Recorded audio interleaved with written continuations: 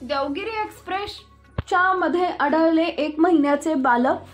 अज्ञात पालकानं ट्रेन बाथरूममध्ये ठेवले होते बालक. बालकाच्या पालकांचा शोध सुरू. आई नाही तो वैरीण या म्हणीचा प्रत्यय सोमवारी मध्यरात्री 12:30च्या सुमारास मनमाड रेल्वे स्थानकात आला. अवघ्या महिन्याभराच्या मुलीला चालत्या गाडीतील शौचालयामध्ये ठेवून पालक फरार झाल्याची धक्कादायक घटना घडली.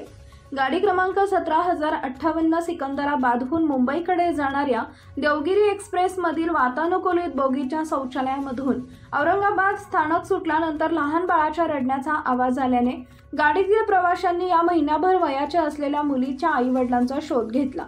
मात्र मनमाड स्थानक येण्यापर्यंत या मुलीच्या पालकांचा शोध न लागल्याने अखेर प्रवाशांनी पोलिसांशी संपर्क साधला आणि या महिनाभराच्या मुलीला मनमाड स्थानकात लोहमार्ग पोलिसांच्या ताब्यात देण्यात आले.